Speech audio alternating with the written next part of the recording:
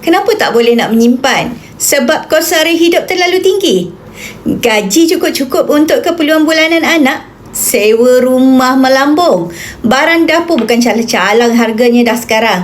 Gaji duk macam tu juga. Jadi, itu yang gaji bulanan. Yang kerja gaji harian lagilah kan.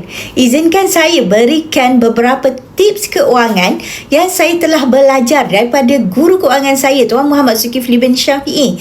Beliau merupakan seorang penulis buku Ada Emas Bertahan Ketika Gawat dan juga buku Misi Bebas Hutang. Memang betul, kos sara hidup sekarang makin menyesakkan. Gaji naik sekali saja setahun, tetapi belanja harian makin naik. Kadang-kadang sampai kita nak menabung pun rasa mustahil.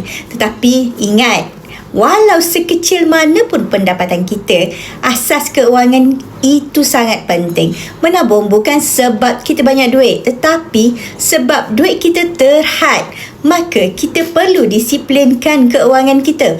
Mula dengan catat aliran tunai, berapa yang masuk, berapa yang keluar.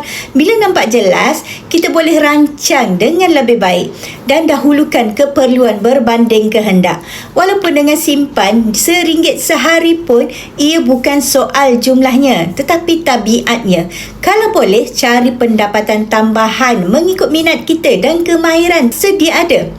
Sekarang dengan kemudahan smartphone, kita boleh buat duit tanpa perlu pegang stok.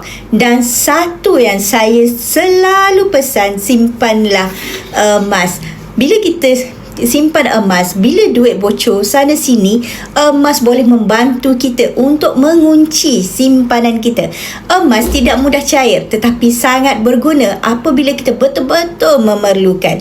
Kesempitan hidup bukan alasan untuk kita berputus asa.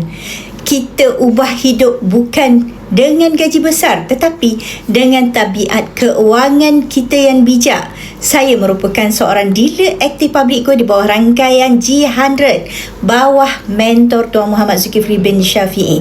Saya ingin membantu tuan-puan. Tuan-puan, jika nak mula menabung emas, boleh hubungi saya ataupun klik link di bio untuk bermula. InsyaAllah saya bantu sebaiknya.